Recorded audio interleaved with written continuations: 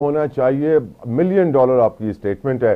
But sadly sir हमने देखा ना इस कॉन्फ्रेंस के अंदर अब दो सूबे हैं हमारे पास जिनके अंदर बड़े माइंस एंड मिनरल्स हैं।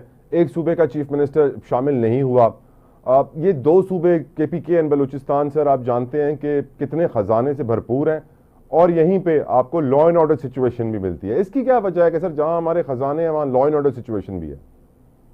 देखिए, ये दुश्मन ताक में होता है, उसको हमको भूलना नहीं चाहिए।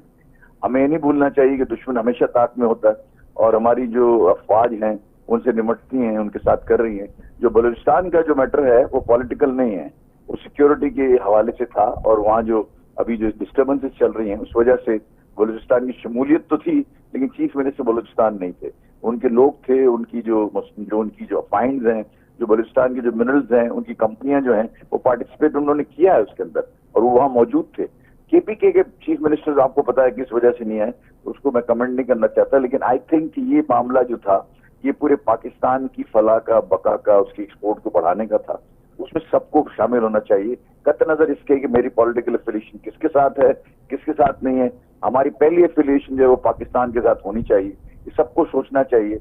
मुझे बड़ा दुख होता है, बड़ा हम सब इस तरह से अगर हम सोचना शुरू करें कि जो आदमी भी काम कर रहा है उसका चेहरा ना देखें, वो काम क्या कर रहा है उसको देखें। और वो काम कर रहा है ठीक तो ठीक है, नहीं है तो आप जरूर क्रिटिसाइज करें। अगर हो रहा है काम और आगे बढ़ रही हैं चीजें, देखिए ना ये माइंड मिनरल की जो ये कॉन्फ्रेंस है पहले तो नहीं हुई, इसको हमने पिछले 2 साल पहले ही शुरू किया है। और हमने वो वहाँ जब लाहौर में हमने इंजीनियरिंग कॉन्फ्रेंस की थी तो उसके अंदर हम इन चारों सूबों के लोगों को लेके आए थे, यहाँ जो मिनरल्स आता है टीडैप के फ्लैग के नीचे, और उसी से वो कामयाबी हुई और आगे चला और आज इतनी बड़ी कॉन्फ्रेंस हो रही है। तो आई थिंक कि ये जो है ना हमको सबको मिलके काम करना पड़ेगा।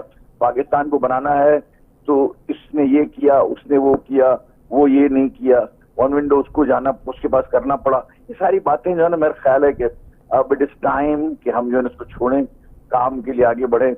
जो कहते हैं ना, एक कह रहा है कि अंधेरों को बुरा कहने से कुछ न होगा, हर एक को अपने हिस्से की शम्मा जलानी होगी। यही इस वक्त मौका है। Well said sir. एक और इशू के ऊपर आपसे थोड़ी सी रहनुमाई चाहता हूं सर। टैरिफ वॉर दुनिया में शुरू हो गई, दुनिया की मार्केट्स ने क्रैश किया, पाकिस्तान की KSE 100 इंडेक्स ने भी क्रैश किया।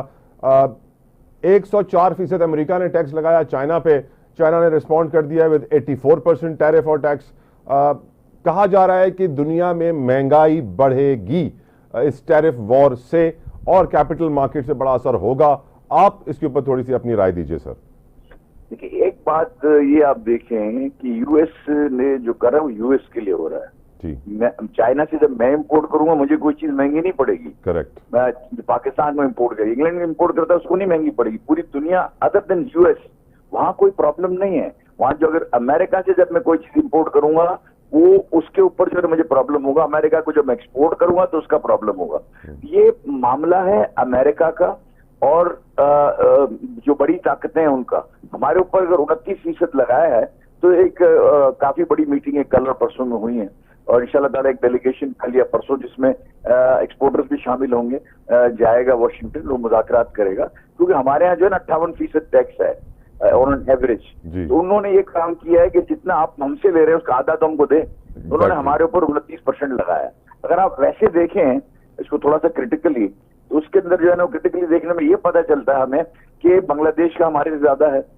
सिवाय इंडिया के हमारे जो कॉम्पिटिटर्स हैं दुनिया की मंडियों में, उनमें हम सबसे कम उसके ऊपर है। इंडिया से हम 3% ज्यादा हैं, कंबोडिया 54% है, वियतनाम 47% है, जो अब आपने बताया 104% चाइना हो गया है। उन्होंने टिट फॉर वॉर चल रही है, वो बढ़ाते हैं तो ये एक और बढ़ा देते हैं। मेरा ख्याल है कि चीजें जो है ना शटल डाउन होंगी और अमेरिकन गवर्नमेंट भी इसके ऊपर नजरसानी करेगी। और सारे लोग, जैसा भी मैंने प्रेसिडेंट ट्रम्प को सुन रहा था, उन्होंने कहा कि सारे लोग हमको हमारे पास आके बात करना चाहते हैं और सरेंडर करना चाहते हैं और हमसे बातचीत करना चाहते हैं। यानी हम अमेरिकन मसनूआत पे अगर ड्यूटी कम कर देते तो वो हमारी मसनूआत पे ड्यूटी कम कर देंगे।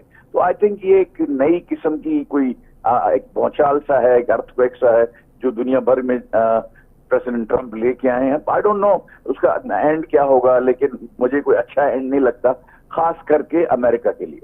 जुबैर साहब, आपका पर्सनल ओपिनियन दिल पे हाथ रख के सर हमें कौम को बताएं कि क्या हमारी मईशत एक्चुअली सही डायरेक्शन में जा रही है सर? देखिए जी, मैं आपको बताऊं कि मैक्रो इंडिकेटर्स जितने भी हैं, जिसको आप मैक्रो कहते हैं, मैक्रो इंडिकेटर्स के अंदर आपका tax to the GDP ratio है, मैक्रो इंडिकेटर में आपका इंटरेस्ट रेट्स हैं,